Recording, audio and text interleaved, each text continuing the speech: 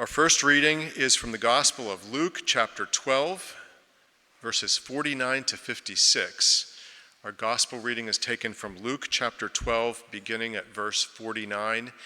I'm not going to preach from this one, but we probably need to hear it. It's a hard one.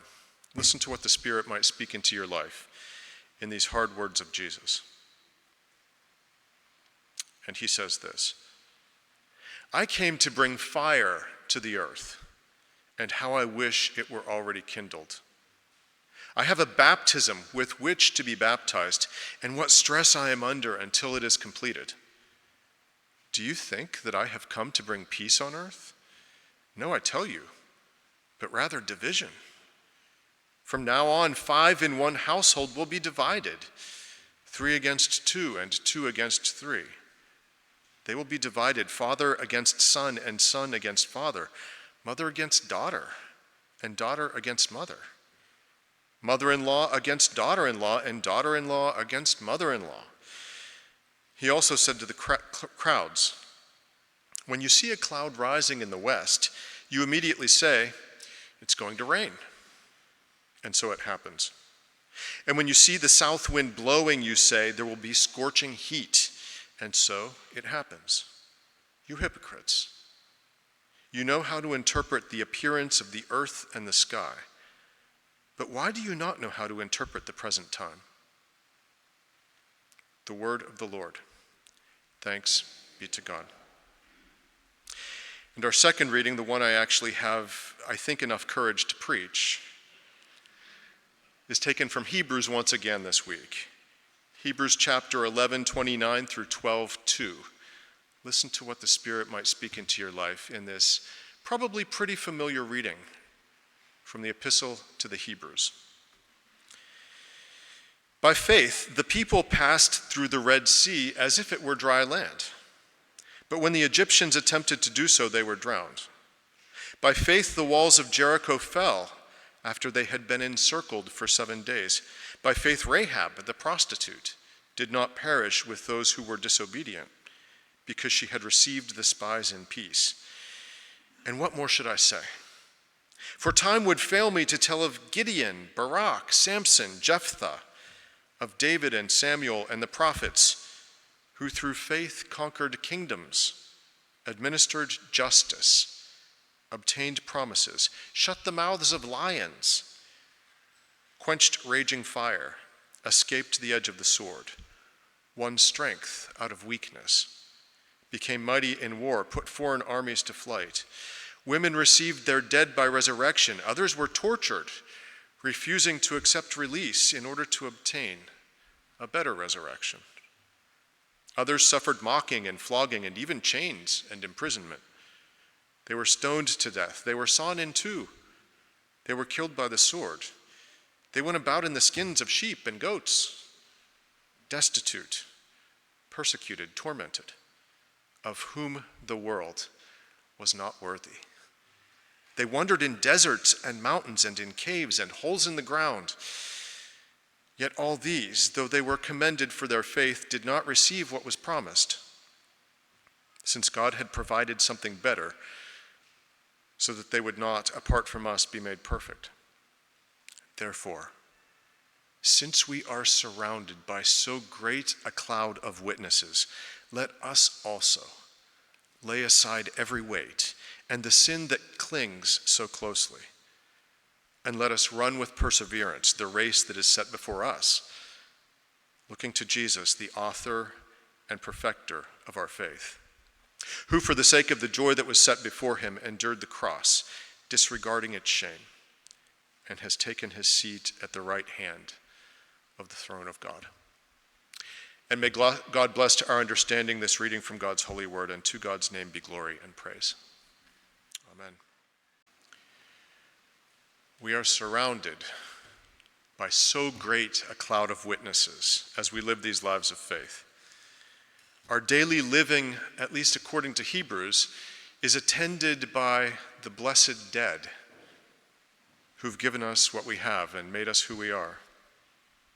The generous ones, the patient ones, the gentle ones, the ones who looked into our lives in a moment of need and saw what was happening and did what they could. Haven't you had a teacher or a neighbor or a family friend or an aunt or an uncle or a friend or somebody who did that for you at some point in your life?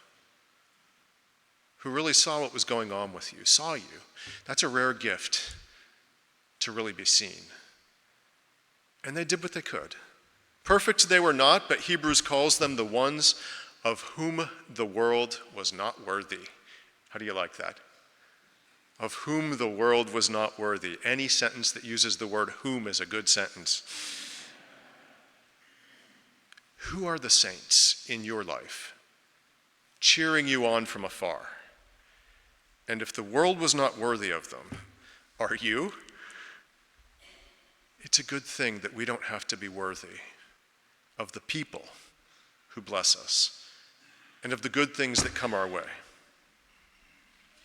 What do we owe to the dead, the faithful ones, who did their best by us, who sacrificed and contributed and taught and preached and loved us and stood by us? And when I talk about these clouds of witnesses, what faces come to mind? In your personal life, in the life of this congregation, those of whom the world was not worthy. You know, as our 75th anniversary approaches, we're looking through old photographs of people who made this church what it is today, and we don't have many people left who can identify a lot of them. We have to give it to Dave Hicks and say, hey, do you remember this person? Who's this? We should have labeled these when we remembered them. My sister-in-law took all of our family photo albums home with her about 3 years ago so that she could make digital copies of all of our pictures. But it was strange to be without those albums for 3 years. Admittedly, I very rarely took them down from the shelf and looked through them, maybe once a year, maybe twice at the most, and always with a reason. I was always looking for something particular. But somehow it brings a sort of comfort to have those albums on the shelf where you never go. Somehow it puts your past within reach. To know that whenever you want, you can pull down a seldom used photo album and look at the face of someone you loved, a face you can't see every day anymore. Look up some vacation you took long ago. Oh yeah, remember when? All you had to do was flip through the album and there it was. What, you don't believe I used to have hair? I can prove it. I've got a photo here from 1993 and I had hair. A nice geometric triangular flop that I thought was still popular in 93, but it wasn't. That was more of an 80s thing. I was a little behind the times back then. My sister-in-law finally returned the photo albums just a few days ago. And I'm grateful that she digitized our photos. That means that if there's a tornado or a house fire, and God knows that house would go up. If there were, our pictures are safe. But it was nice to have them back in paper form so that we can set them up on a shelf where we rarely go. But if we want to, they're right there within reach. These images from days past. Whenever we feel the need, just reach for them. Which frankly, as I said, is not very often. I don't know about your family, and I don't know if my parents are watching today, but we were not the picture-taking kind of family. And so the few old Polaroids that remain are kind of precious. There's an old Polaroid of my brothers and me with those, looking kind of Amish, with those bowl haircuts my grandfather used to give us. There's a shot of me from the Cameroon days, all skinny and sick-looking, with who knows what. It was always something, malaria, typhoid, cholera. I've had all three. And look at my sister with that big 1980s hair.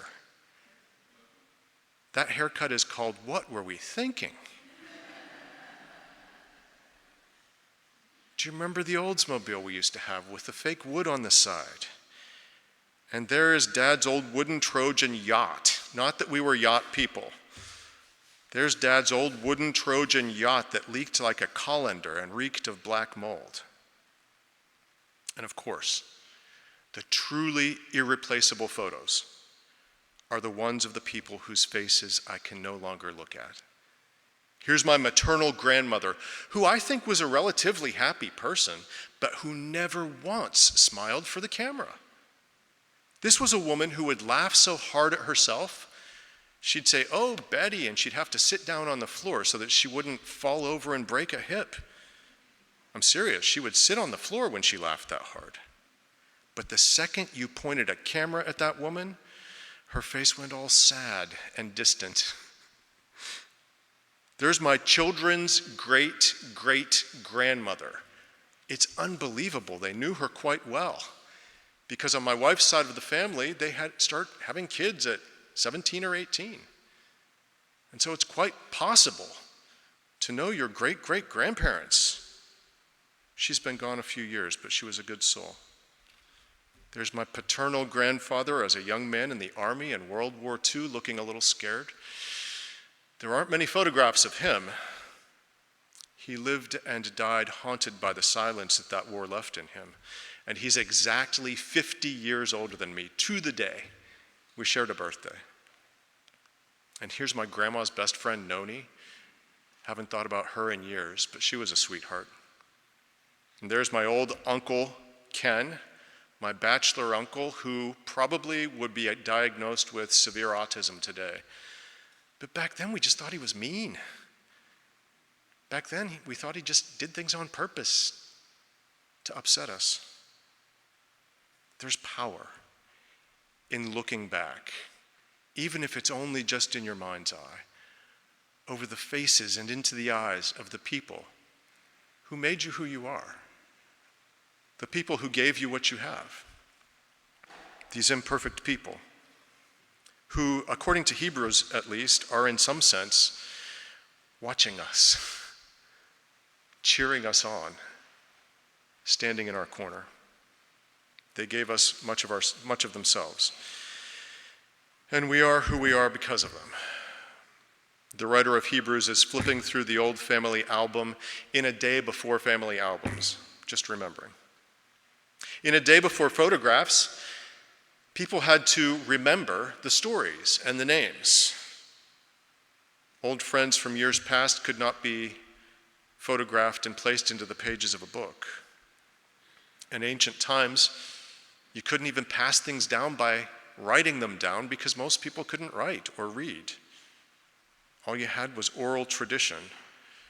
And so if you had a really interesting story, that might make it in. If you're just kind of a regular person, the only thing that gets handed down might just be your name without your story.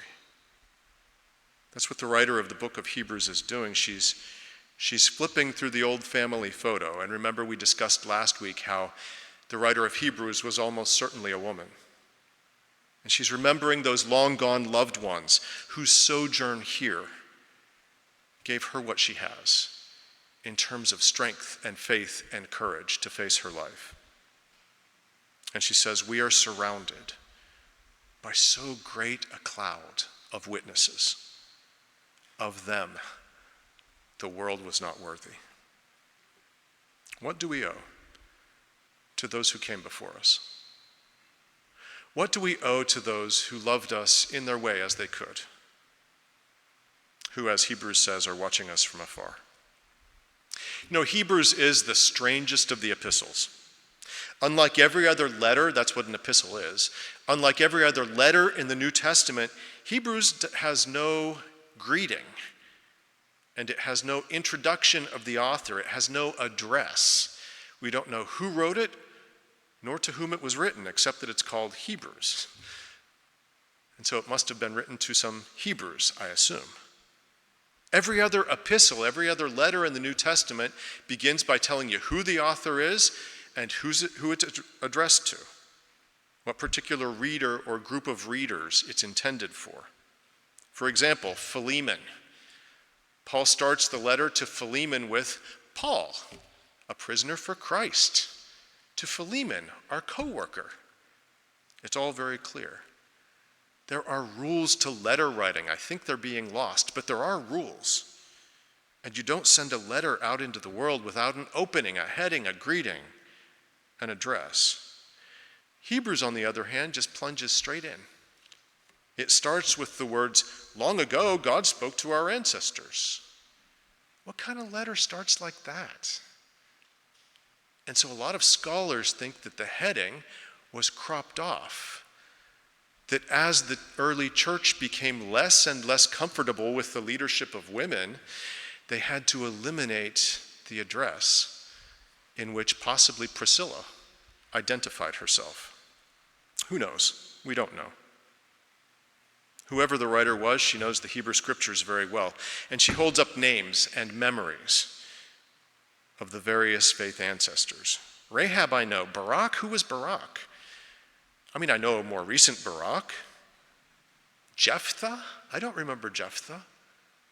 Who's she talking about here?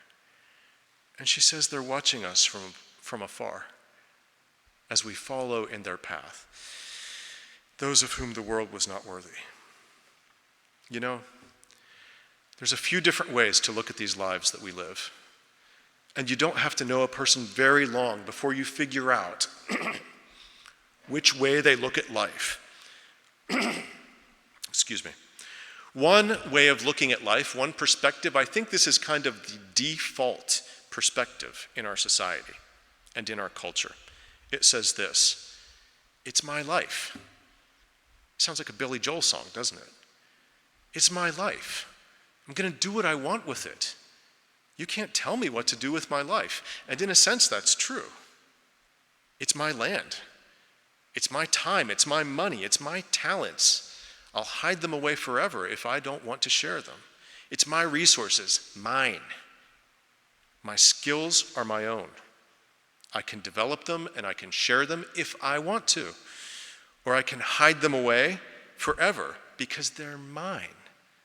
I own them. Possession is 9/10 of the law, so I have a right to hoard the things I own. So what if I have a beautiful singing voice? I'm not talking about me. So what if I have a beautiful singing voice that could inspire people and move them? It's mine, and I'm embarrassed, and I don't want to sing, so I'm not going to share it because I have that right. If I want to spend my life playing video games, I'd have to learn how first. And day drinking on Tuesdays, martinis or, gin gimlets, that's not your problem. That's not your business. People will judge me for sure. Actually, you're my employers. It would be your business if I did that. People will judge me for sure, but in the end they'll say, well, he did it his way, didn't he? I had an uncle who had that song played at his funeral. I did it my way. He did it his way. That's one way to look at life. I think we're encouraged to look at our lives in that way. And there's some good in it. We have a lot in us. But another way to look at life says, I didn't put myself here. I don't know how I got here. How was I even chosen for existence? And if I hadn't been, I wouldn't even know. I didn't wish myself into being. Something bigger than me put me here. It's not really mine, though I get to enjoy it. I get to find the things I love, and I get to throw my time and my energies into them. I didn't give it to myself. I didn't wish myself into being, but life is a gift, along with everything in it. I'm free to do a lot of things, but I'm not entirely free to do just whatever I want with my life, with my energies, with my time, with my money. Life is a privilege. It's a joy. It's a responsibility. Life is on loan. It's meant to be treated with care and lived with joy and thanksgiving, invested in the things that benefit others, as well as myself, and all to the glory of God, the giver. My time in this world is short. I've got to use it wisely. My skills are for making the world better, and if I neglect them or hide them, then I am doing a disservice to the world that God wished to give those gifts through me. It's not arrogant or proud if I share those gifts with the world. It's responsible, it's stewardship. My money is meant to meet my needs, yes. And if I've got more than I need, then mine is the task of directing it to the needs of others. I've received far more than I could ever give. It's not really mine, but I'm called to enjoy it and to share it. This is a decidedly more serious way of looking at life, but it actually has the advantage of being a lot more fun as well. When you cling to your possessions, when you cling to your time, your money, your energies, your skills, when you treat them as your own and your due, then you've got to protect them. Then you've got to hide them. Then you've got to lock them up. It is those who see life as a gift who are more likely to look for meaningful ways to share it and to use it. Gift receiving begets gift giving. Those who give of themselves freely to causes and communities that they believe in that are bigger than themselves, they're more likely to find joy in their living and purpose and contentment. Why? Because as greedy and selfish as our culture sometimes is, greed and selfishness cannot make us happy. We're created for each other. Our knowledge, our money, our substance was meant to be shared. I owe it to those who invested in me to invest my well-being into the well-being of the world. It's not mine, it didn't begin with me. It was handed down to me by many who, some of whom I knew, some of whom I don't. Many who came before me, the great cloud of witnesses, of whom the world was not worthy. And in some ways, Hebrews says, they're watching. Return now to the photo archives at the back of your mind and pull down a dusty album and flip to the photo that I am talking about. Find a face of someone who blessed you and never asked you to bless them back. Someone of whom you could almost be certain the world was not worthy. Someone whose love and goodness never depended on whether or not you deserved them. There are such people from time to time in the life of the world, and there are certainly such people in our own lives. The true saints of God. Who are yours? Are you worthy of them? Guess what? It doesn't matter. There's no being worthy of people. There's no being worthy of our life's blessings. Worthiness is a myth.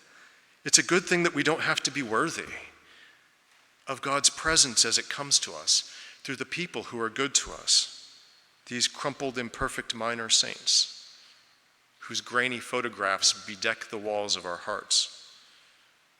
What do we owe to them? We're not worthy of them, sure, but what do we owe to them?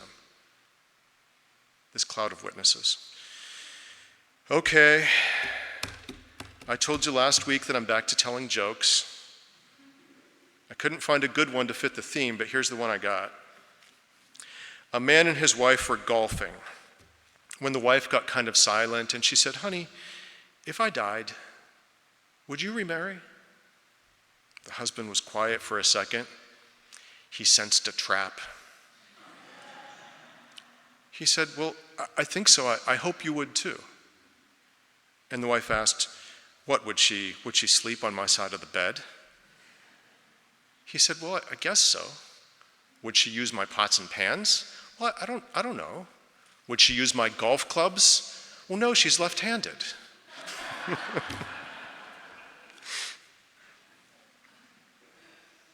Has nothing to do with the sermon, nothing at all. What do we owe to them?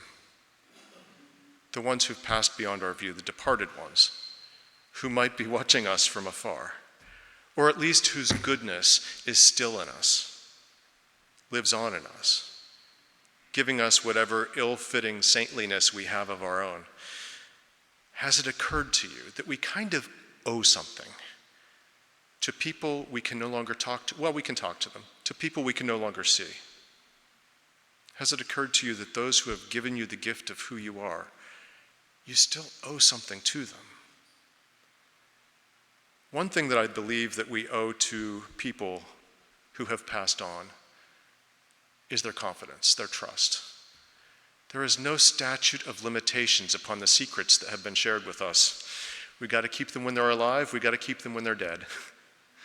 But that's not the only thing. There are things that go deeper than that. You owe it to them to avoid the mistakes they made, to learn from their lives. You owe it to them to be inspired by their example.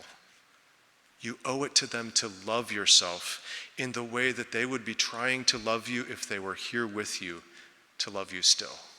You owe that to them. You owe it to them to care for your body and to care for your soul in the way that they would insist if they could be present. If anyone was good to you, you owe it to them to be good to yourself. Just as hard sometimes. You owe it to them to be good to those other people whom they loved that you might not even like. That's hard, isn't it? You owe it to them to love the people they loved because they're not here to love them anymore. You owe it to them to carry their kindness and their generosity and their humor and their goodness and their faith back out into the world that needs all of these things and that perhaps does not always seem worthy of them.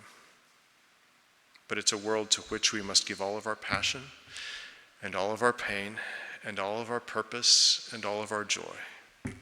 For this is the world that God so loves.